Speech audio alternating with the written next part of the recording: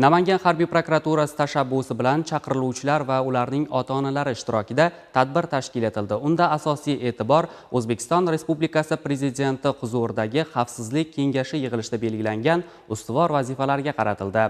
Mavzuni muxbirimiz davom ettiradi.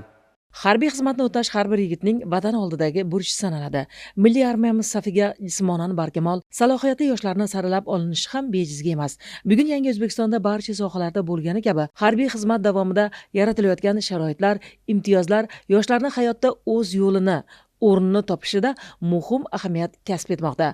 Namangan harbiy prokuraturasi tashabbusi bilan yana qator mas'ul tashkilotlar hamkorligida uyushtirilgan tadbirda yoshlarni harbiy xizmatga tayyorlash, vatanparvarlik ruhini mustahkamlash masalasi diqqat markazida bo'ldi. Shuningdek, muddatli harbiy xizmatni o'tayotgan va o'tash istagida bo'lgan yoshlar uchun belgilangan imtiyozlar, qonuniy kafolatlar keng jamoatchilikka atroflicha tushuntirildi.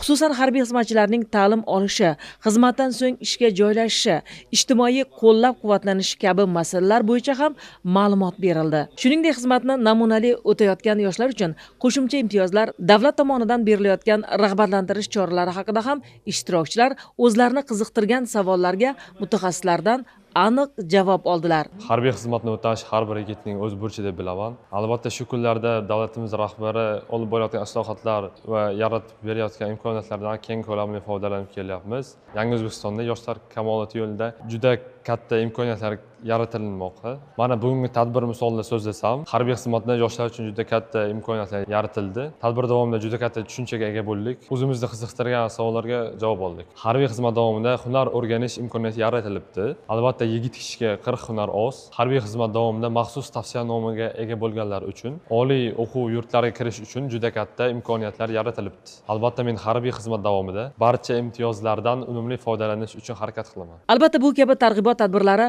yoshlar o'rtasida harbiy xizmatning nufuzini oshirish, ularni vatan himoyasiga mas'uliyat bilan yondashishga, bu boradagi bilim va ko'nikmalarni yanada mustahkamlashga xizmat qilishi bilan ahamiyatli sanaladi.